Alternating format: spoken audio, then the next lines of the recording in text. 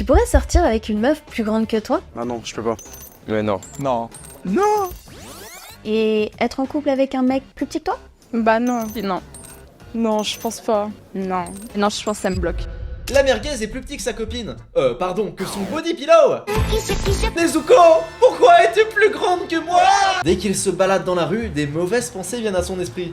C'est la honte, je fais pas sa taille, je vais acheter des chaussures à semelles rehaussantes et je devrais pas me pencher autant. La green line est trop en faveur de ma copine. Merguez, tu es tellement anxieux et peu présent que c'est sûr que ta copine va te quitter. Ah bah voilà, qu'est-ce que je t'avais dit. Ça c'est parce que je suis trop petit. Allez, direction la chaîne avec un emprunt de 15 000 balles pour me péter les genoux et être plus grand. Aïe aïe aïe merguez, assume un peu ta taille comme le Hunter. Le Hunter ne connaît pas sa taille, il connaît son mur. Alors lui c'est Nelson, il est vraiment cool et des fois on s'embrasse. Il ne perd pas son temps. C'est trop, je sais pas pourquoi il ne perd pas son temps à chialer sur des trucs qu'il ne peut pas modifier et fait en sorte de se sentir au quotidien fier de ses actions concrètes. Il lit, médite, fait du sport, travaille, embrasse sa maman et la maman du monteur.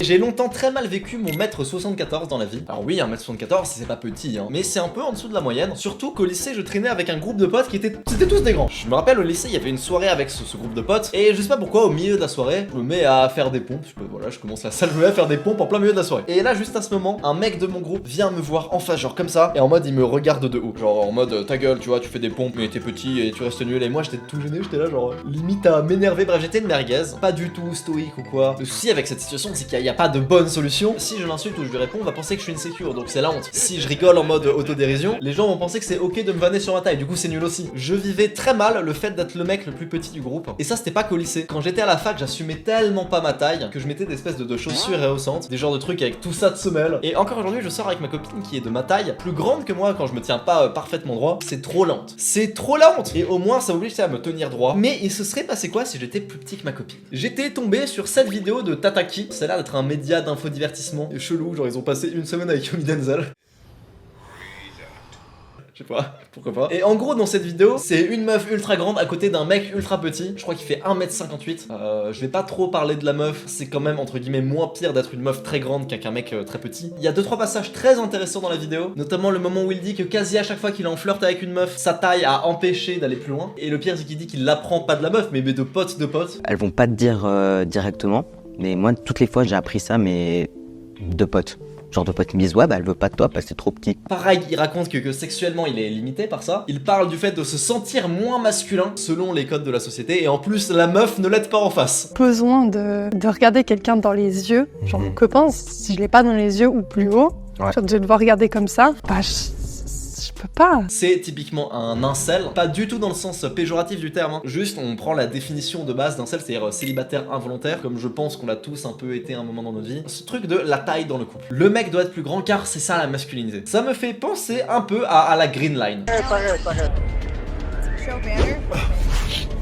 Oh là là. Qu'est-ce que c'est que cette merde? Bon, ça fait un moment que c'est plus à la mode, hein. Mais un temps, la green line c'était une théorie selon laquelle ta posture sur les photos avec ta copine trahit ta faiblesse mentale. Énorme. En gros, celui qui est le plus droit, c'est le moins attaché émotionnellement, le plus fort. Et celui qui est un peu penché vers l'autre, c'est celui qui est le plus en demande, donc le plus faible dans le couple, dans la négociation face au marché de l'amour. Il y a un peu le même délire avec genre ta meuf sur les photos qui met sa main sur la tienne, genre t'es sous son emprise. Il y a aussi le cock shame, le fait de mettre ses mains devant son zizi sur les photos. En fait, ce qui montre que t'es pas à l'aise avec ta masculinité.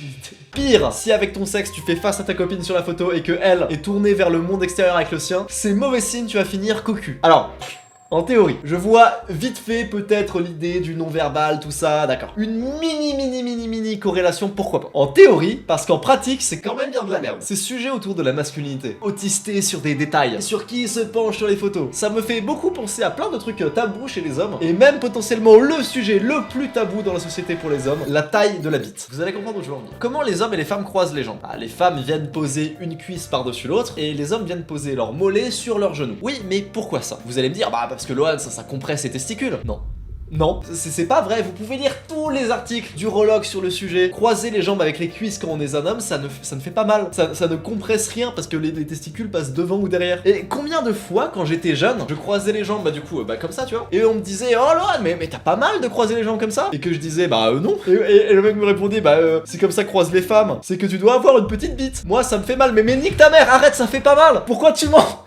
Du coup, j'étais là à me forcer pour pas croiser les cuisses, car je voulais pas qu'on pense que j'avais une petite bite alors que c'était moins confortable que de mettre ça comme ça, tu vois. Non mais je rigole, mais vous voyez où je veux en venir. Le lien avec la green line, le cock shaming, la taille des hommes et même la taille de la bite, tout ça, c'est des faux indicateurs de masculinité. C'est de la théorie un peu bullshit, et ça vient semer de la confusion dans la tête des hommes. Et énormément de comment on conçoit le fait d'être un homme aujourd'hui, est bullshit en fait. Mais autant pour les mecs un peu à l'ancienne, qui disent oui, homme fort, viril, muscu, machin, mais également toute la nouvelle façon de penser qui vient de la théorie du genre. Elle vient remettre en cause des stéréotypes de genre, pourquoi pas, mais pour ça, faudrait complètement sortir de ce paradigme. Et justement, pour dire qu'il ne faut pas attribuer des stéréotypes à un genre, on va quand même s'appuyer dessus. Alors qu'il faudrait justement penser la masculinité et la féminité de manière totalement différente. Alors, il y a deux visions possibles. Choix 1, la masculinité, c'est la testostérone, et tout ce qui est relatif à cette hormone. Exemple, la barbe, les traits de caractère qui vont avec. C'est pas idiot, ça fonctionne très bien avec la théorie du genre, avec le fait que les transgenres qui veulent devenir des hommes prennent de la testostérone. Seul souci, ça crée des stéréotypes de genre, qui selon moi sont pas forcément tous utiles. Exemple, c'est prouvé, un homme ça a plus de muscles à cause de la testo. Un homme ça se bagarre plus facilement à cause de la testo, ça prend plus de risques à cause de la testo. Chez les femmes, celles qui ont le plus de muscles, qui prennent le plus de risques et qui se bagarrent le plus, c'est aussi les femmes qui ont le plus de testo. Donc finalement, en voulant s'émanciper des stéréotypes de genre, on ne fait que les valider. Vision numéro 2, la vision que j'ai à proposer, c'est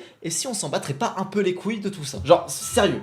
Lohan vient de lancer son nouvel accompagnement sur YouTube, c'est premium, c'est pour ceux qui veulent aller plus loin que sur Merguez Superstar, c'est un vrai accompagnement, donc c'est pas 20 balles. C'est une news de fou, le premier lien dans la description. Pourquoi on se fait chier à parler de masculinité alors qu'il y a ce genre de trucs qui sont absolument fous? Si on se disait juste, écoute, vous pensez ce que vous voulez, moi je juge personne, je vanne personne, j'ai pas envie de m'embrouiller la tête avec des théories qui pourraient invalider ce que moi je pense de la masculinité, car au fond, ça change rien à ma life, et évidemment toujours dans le respect. Là on touche à quelque chose qui est entre guillemets beaucoup moins scientifique, on est plus dans la philo, mais de beaucoup plus pertinent pour les gens comme nous, qui sommes sur cette chaîne, qui voulons nous développer. C'est quoi pour nous être un homme? Ça dépend. Pour moi, je pense que c'est faire beaucoup d'argent pour protéger les siens et en donner à sa famille, tout ça. Je m'en fiche un peu d'avoir des gros muscles, mais pour quelqu'un d'autre, ça pourrait être justement ça, être un homme. Être un homme, c'est faire beaucoup de muscles. Et pour d'autres, c'est peut-être complètement différent. Pour des gens, être un homme fort, ça peut même être genre de mettre du vernis, tu sais, sur ses ongles. Porter ce qu'on veut, même si c'est vu comme des vêtements de femme. Vous savez quoi? Ça se vaut. Peut-être que justement, on pourrait dire que la masculinité, au final, ce serait pas d'être à l'aise avec sa masculinité et de s'en battre les couilles du jugement des autres. C'est peut-être très masculin finalement de mettre du vernis. Tu vois, chacun sa vision en fait. Tout à l'heure je parlais du fait qu'être là forcément à vouloir trouver des définitions, des logiques, des signes comme la green line,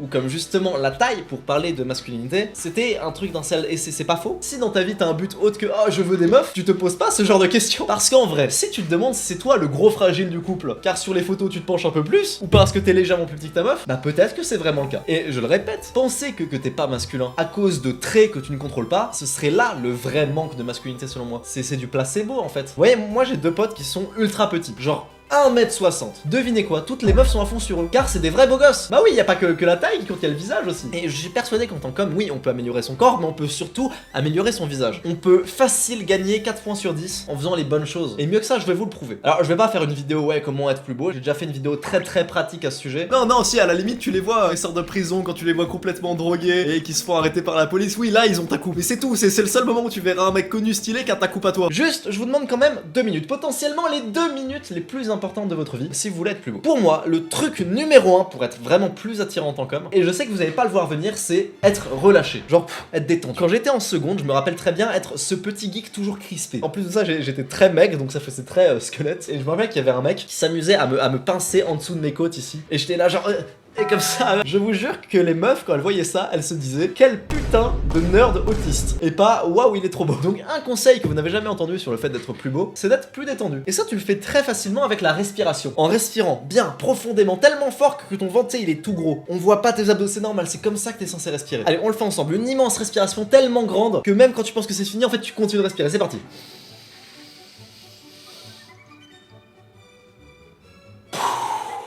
Waouh! Ta respiration normale doit être à ce point profonde. Tout ton corps est relax, c'est hyper puissant. Dites-vous, il y a des gens, grâce à la façon dont ils respirent, ils sentent plus le froid, genre Wim Hof. Même il y a des exercices de respiration pour guérir les traumas. C'est pas ouf quand même la respiration? Et ce que je disais depuis tout à l'heure, c'est un peu le contraire de tous les conseils, genre ok, quand je sors, je serre fort la mâchoire, le mewing, je me tiens droit, je fronce les yeux.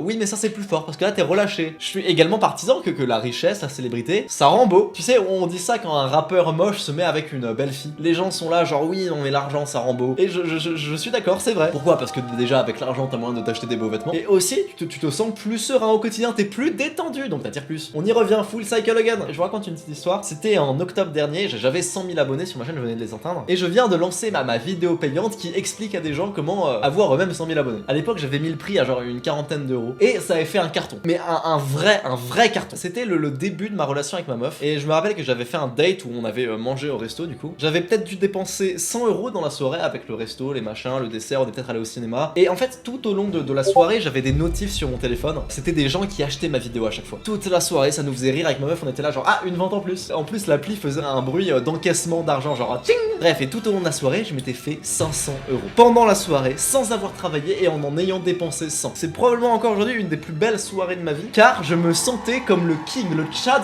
ultime. Genre ouais, je peux dépenser de l'argent à l'infini et j'en ai quand même qui rentre. Et ma meuf n'est pas une michto ou une matérialiste, hein, elle sortait avec moi quand je gagnais 500 balles. Mais évidemment qu'elle a senti une immense différence entre moi au début de la relation et 3 mois plus tard quand j'ai commencé à faire de l'argent. Je devais être d'un coup beaucoup plus serein sur l'argent, et donc plus relâché, et donc plus beau. Enfin, dernier point à focus aussi pour être plus beau, très sincèrement, c'est les cheveux. Je pense que vous voyez tous ces vidéos de mecs qui arrivent chez le barbeur, ils sont complètement dégueux, on dirait des putains de nerds, et ils ressortent en mode ultra beau gosse, ultra Tchad avec un dégradé de fou, on dirait c'est plus les mêmes mecs. C'est ce qui se passe quand tu prends tes cheveux au sérieux. Au lycée, moi c'était toujours galère les cheveux. Je voyais tous les mecs de mon école avoir des trucs ultra sophistiqués. J'arrivais pas à savoir comment ils faisaient parce que moi je me réveillais et aléatoirement le dieu du sommeil me filait une coupe au hasard.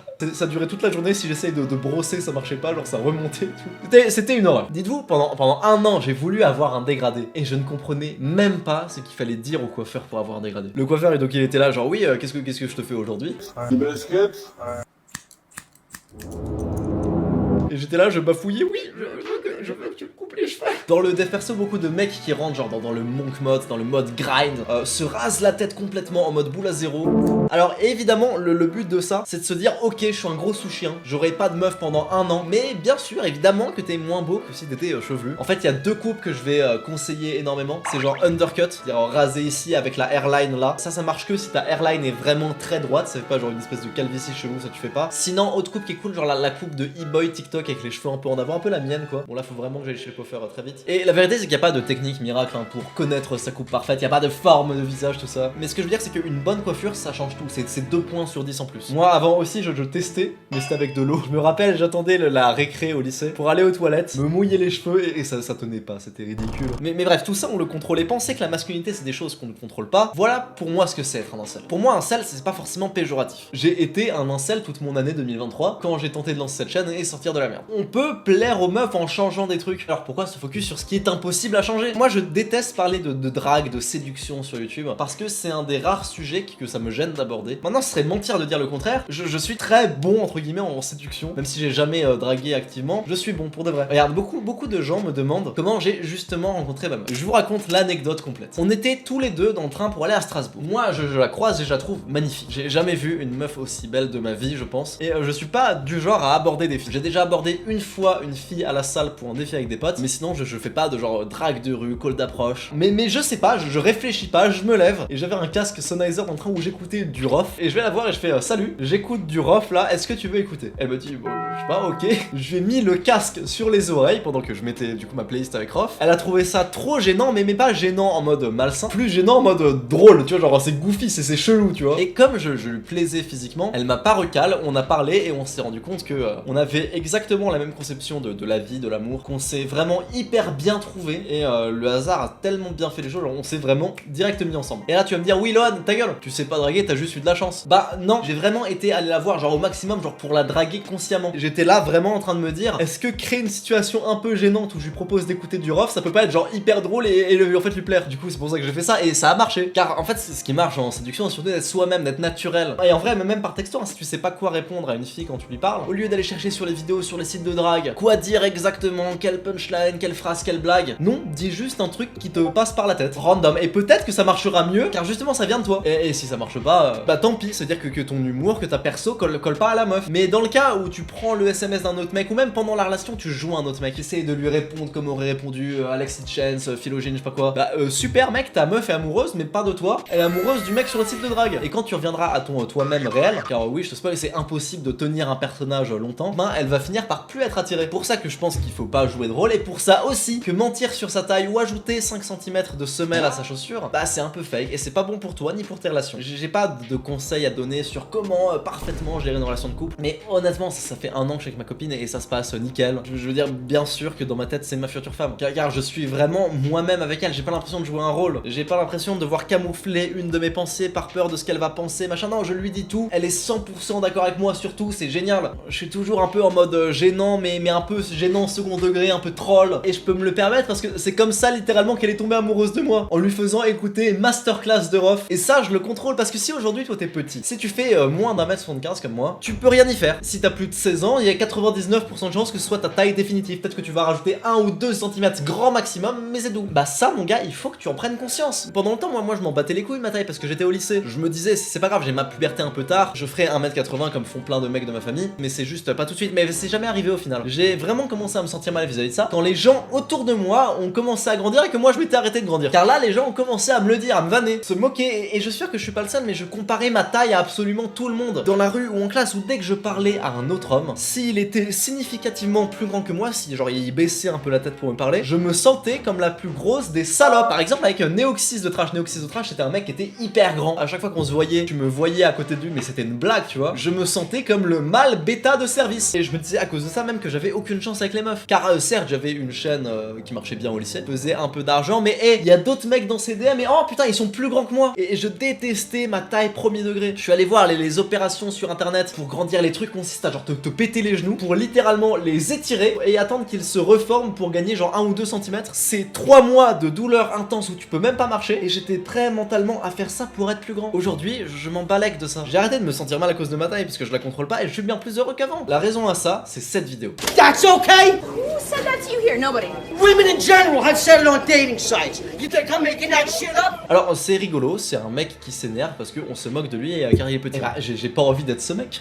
Un petit qui vit mal le fait d'être petit et qui devient hargneux. Non, je veux être à l'aise avec ma taille, comme mon chien. Vous savez, j'ai un petit chien, un petit Yorkshire, et on dit les petits chiens ils sont hargneux. Ils ragent d'être petits. Bah, c'est faux. En fait, ils ragent quand on les troll vis-à-vis de leur taille. Si tu le portes souvent, si en laisse tu tires très fort pour qu'il vienne, s'il veut monter sur le canapé, tu le repousses un peu avec ton pied, oui, là il va devenir hargneux. Mais si tu te comportes avec lui comme tu te comportes avec n'importe quel autre chien, il est à l'aise avec sa taille, on fonctionne pareil. Il faut bien s'entourer, pas s'entourer de gens qui se moquent de toi. Sinon, forcément, tu vas mal le vivre. Et je sais peut-être qu'on va me dire, bah Lohan, tu dis souvent qu'il faut prendre la responsabilité de tout. Pourquoi tu dis que c'est mal de faire la chirurgie pour grandir, alors que si t'as les moyens financiers, bah prends aussi la responsabilité de ta taille parce que tu peux la changer. Oui, d'accord, je pense qu'il faut prendre la responsabilité de tout dans une certaine mesure. Genre, une opération pour grandir, c'est le meilleur moyen pour ensuite ouvrir la porte à plein de caprices de merde. Genre, oui, ok, il faut aussi que je refasse mon nez, faut aussi que je refasse tel truc. Au final, ce serait l'effet inverse, tu te blindes juste d'insécurité. Non, faut être à l'aise. Aujourd'hui, moi, je suis super à l'aise. Genre, même dans tous les aspects de ma vie. J'ai une super meuf, j'ai un super métier, une super communauté. Je sors avec mon chien, je vois mes potes, je gagne tellement de thunes avec ma communauté. Et mon accompagnement, mais je le mérite. Je fournis énormément de valeur aussi à tous mes clients. Personne s'est jamais senti baisé par moi. J'ai vu une fois, déjà, alors c'est pas la norme, hein, mais j'ai vu 2-3 personnes quand même critiquer Mega Superstar en disant ouais, ça a l'air d'être un peu douteux. Frère, ça coûte 20 balles, c'est là depuis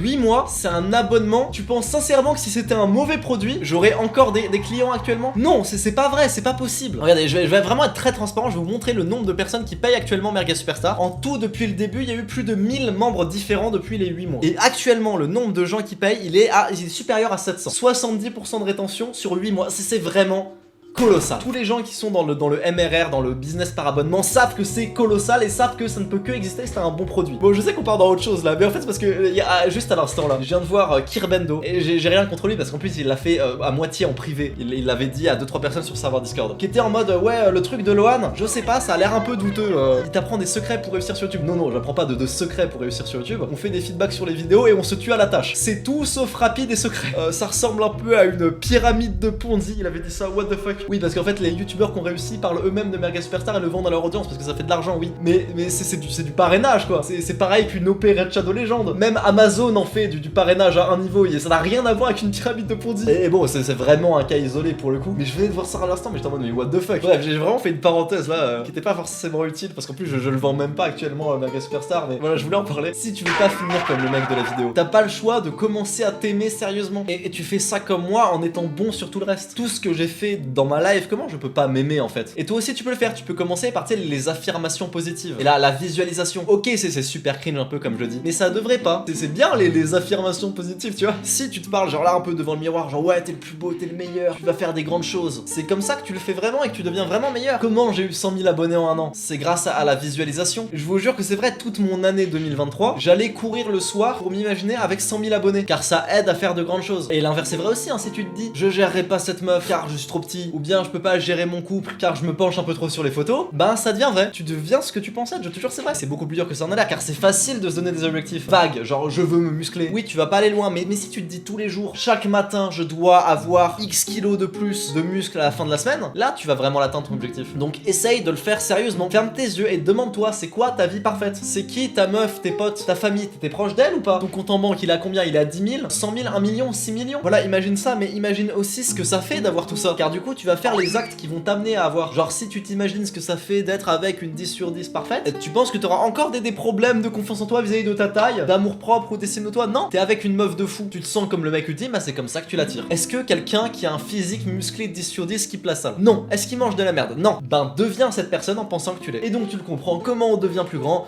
Bah tu peux pas. Mais tu peux faire d'autres trucs, t'as vraiment pas le temps de te focus sur tout ce que tu peux pas changer. Dis-moi actuellement, là si t'es petit, est-ce que tu préfères être grand et avoir tout le reste dans ta vie qui est au même niveau, ou tu préfères faire ta taille, mais tous tes rêves, tous les autres achievements stylés que t'aimerais avoir dans plein d'autres domaines, tu les as tous? Si t'as choisi la deuxième option, c'est que t'as du boulot. Quand t'auras accompli tout ça, oui, là tu auras le droit de te lamenter sur ta taille. Pour l'instant, c'est pas le cas, donc comme dirait Nesbill, à chaque jour suffit sa peine. Si tu veux que je t'accompagne sur YouTube, le lien est en description. Babanks!